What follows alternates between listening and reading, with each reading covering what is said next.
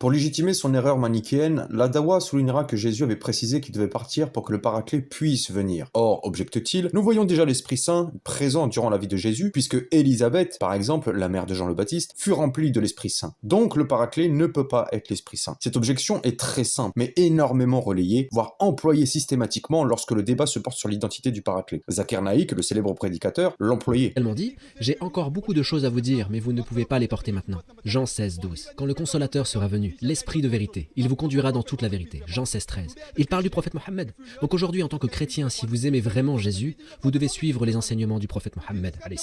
Donc, crois-tu que Jésus est le messager de Dieu? Oui. Et crois-tu que le prophète Mohammed est le messager de Dieu? Non. Non. Car je crois en la Bible.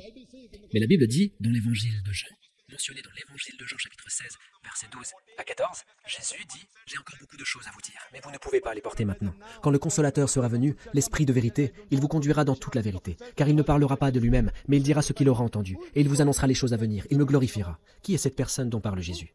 Qui? Avez-vous étudié la Bible? Oui. Non, ici, il parle du Saint-Esprit. Ok, très bien. Cela signifie que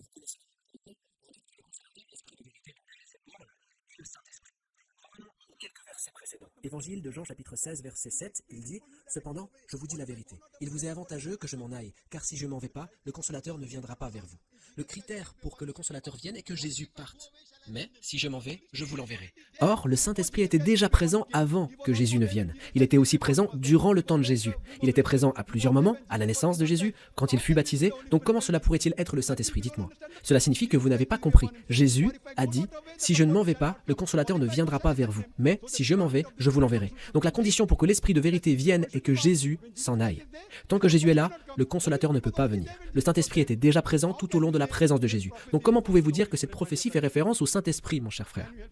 Pouvez-vous m'aider à comprendre la Bible?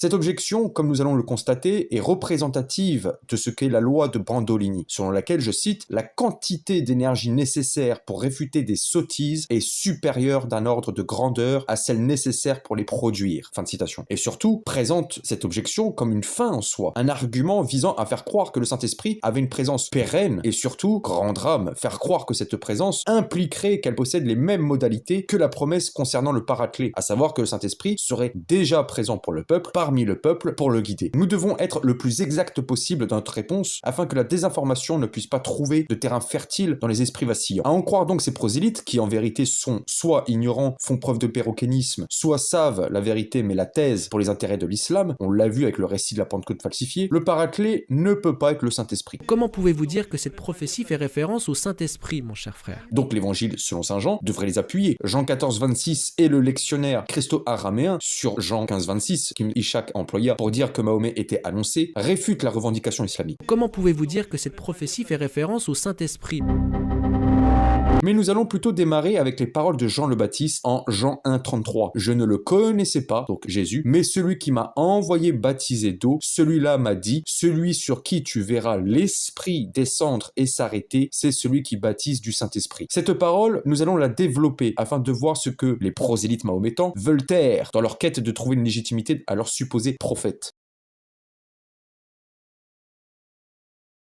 Nous avons dans ce propos de Jean le Baptiste deux choses que l'on va développer et qui mettra un terme à ce prosélytisme. La première chose est que Jean le Baptiste affirme le point que la Dawa veut souligner, la présence de l'Esprit Saint avant l'annonce du Paraclet. Jean le Baptiste affirme que celui sur qui descendra l'Esprit Saint, celui-là baptisera du Saint-Esprit. Donc Jésus, le Seigneur. Cela est arrivé lors du baptême au Jourdain. À côté de cela, nous disent les prosélytes, d'autres reçurent le Saint-Esprit. Zacharie en Luc 1, 67, Élisabeth en Luc 1, 41, Jean le Baptiste en Luc 1, 15, Jésus, Luc 3, 22, 4, 1, 14, etc. Et peut-être même Caïphe, Jean, chapitre 11, versets 49 à 52. Mais sur l'espace de 30 ans. Il y a donc déjà un problème logique. De l'aveu même de la Dawa, la promesse du Paraclet est une promesse à l'ensemble des croyants. Le « vous » employé dans les annonces du Paraclet étant considéré comme se référant à l'ensemble communautaire. Comment peut-on dire alors que le Saint-Esprit n'est pas le Paraclet en se basant sur 6 personnes l'ayant reçu en 30 ans pour nier son identification au Paraclet qui concerne l'ensemble de la communauté des croyants? C'est une idiotie qui ne doit plus avoir une oreille tendue pour l'écouter. En outre, les personnes en question, les cas particuliers mis en avant par la dawa, ne sont justement pas n'importe qui. Le fait que ce soit des cas particuliers est appuyé par leur statut. Il s'agit soit de prêtres, Caïphe, Zacharie, dont la charge sacerdotale leur donnait le pouvoir prophétique, donc l'inspiration du Saint-Esprit, soit un prophète, Jean le Baptiste, qui est l'Élie annonciateur du Messie, soit le Messie lui-même, Jésus, lorsqu'il rentre dans son ministère messianique, Élisabeth, la mère de Jean le Baptiste, dont on nous précise qu'elle fut remplie de l'Esprit Saint parce que Jean le Baptiste, qui était encore dans son ventre, tressaillit de joie lorsque Marie, enceinte de Jésus, entra chez elle. Nous comprenons donc qu'Élisabeth fut remplie de l'Esprit Saint uniquement à cause de la réaction de Jean le Baptiste, lui qui était rempli de l'Esprit Saint. Donc, pour dire que le Paraclet n'est pas le Saint-Esprit, la dawa fait valoir des personnes qui sont soit prophètes, soit le Messie lui-même, soit prêtres. Donc la dawa affirme que le Paraclet promis à l'ensemble de croyants ne peut être le Saint-Esprit en se basant sur des personnes qui ont un statut qui incombait qu'ils aient l'inspiration divine, car ils faisaient partie de l'économie divine, du plan de Dieu. Ce n'est pas sérieux du tout, même plus que cela. Comme nous allons le voir, non seulement ce n'est pas contradictoire, mais de plus cela fait précisément partie de l'annonce concernant la venue du Saint-Esprit.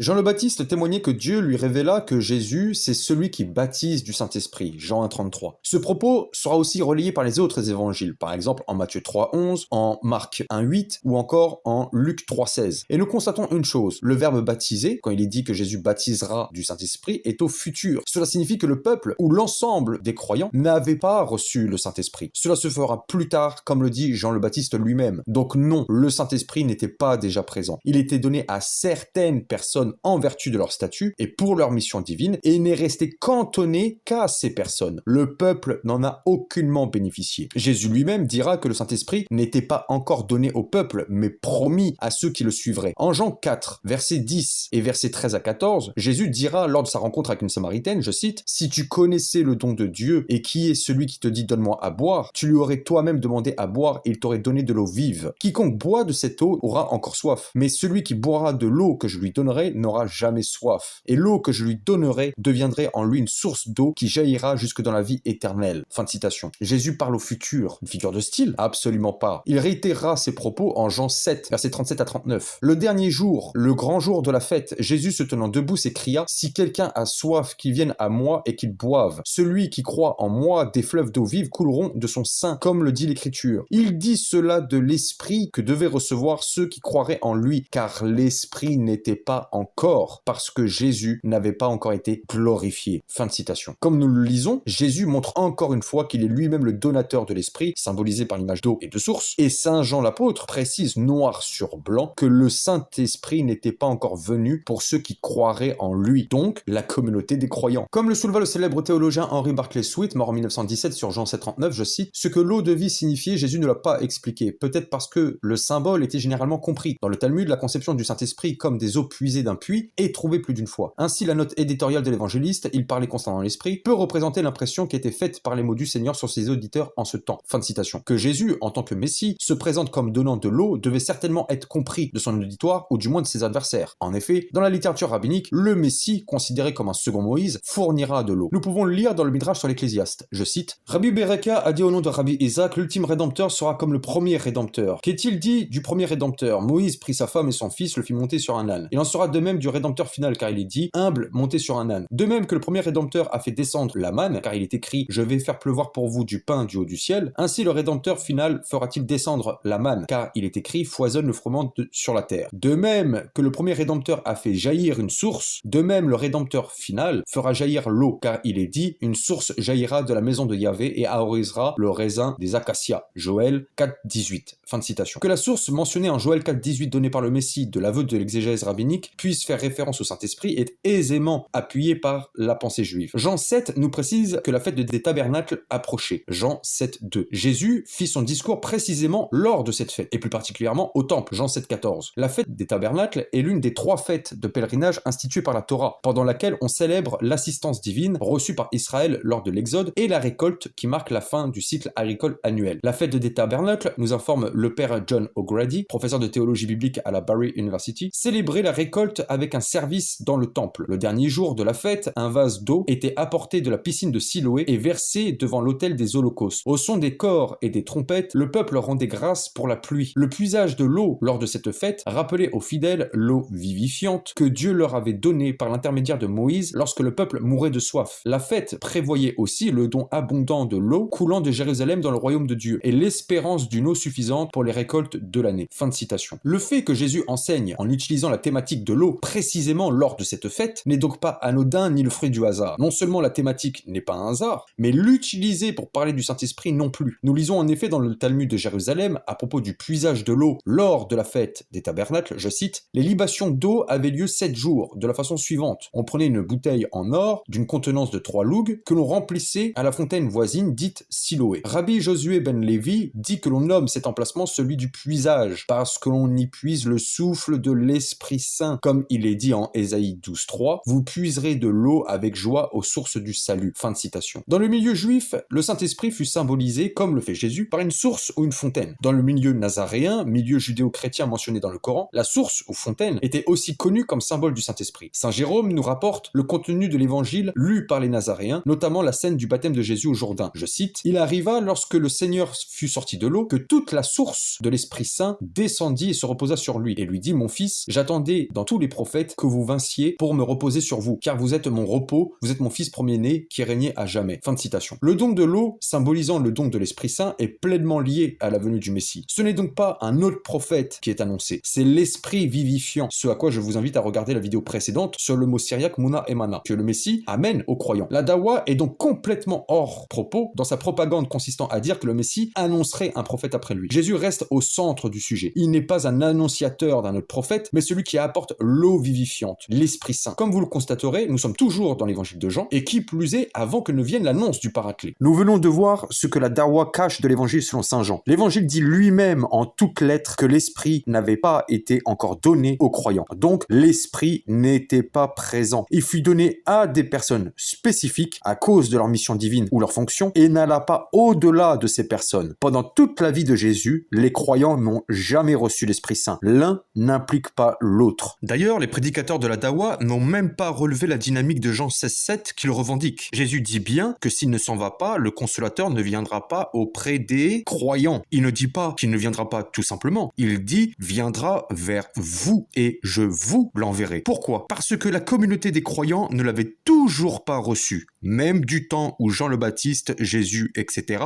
étaient parmi eux. Le Saint-Esprit n'intervenait qu'auprès de Jean le Baptiste, Jésus, etc. en vertu de leur mission. Le Saint-Esprit n'a jamais résidé dans la communauté des croyants jusqu'à présent. Comment peut-on passer à côté de cela?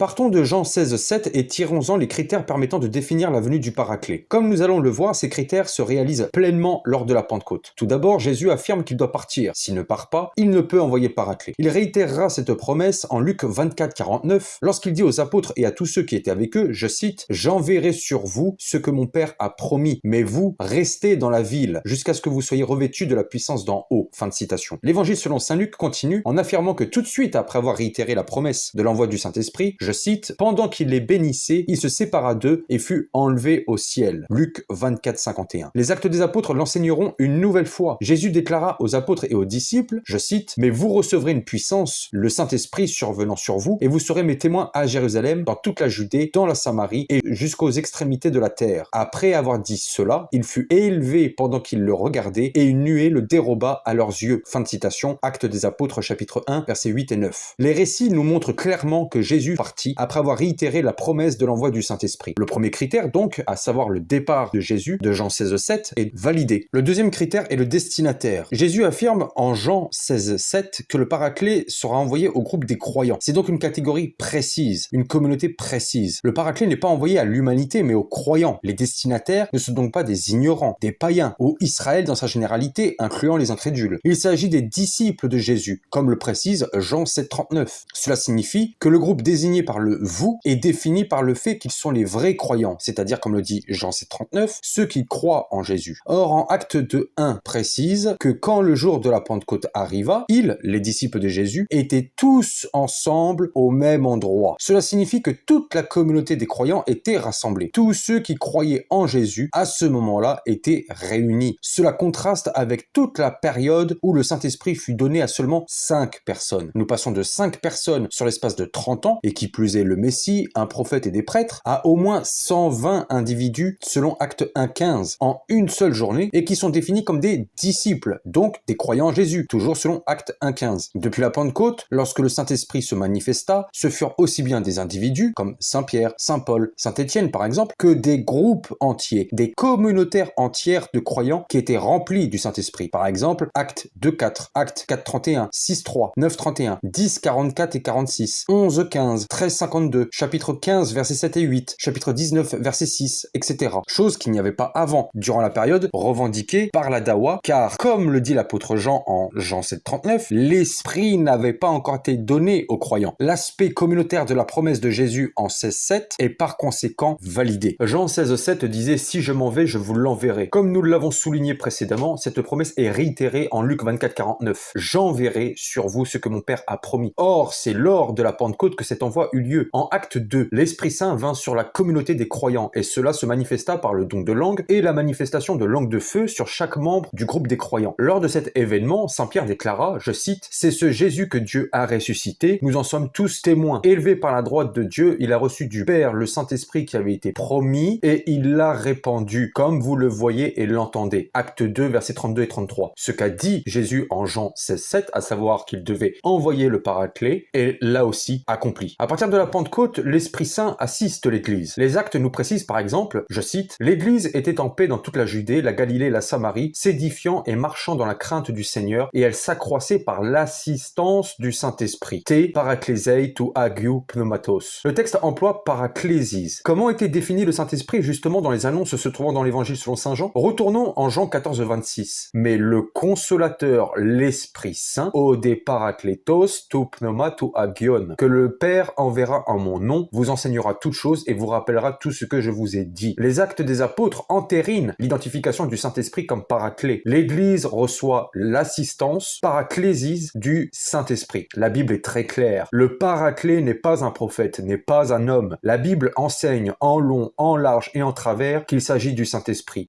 Comment pouvez-vous dire que cette prophétie fait référence au Saint-Esprit ?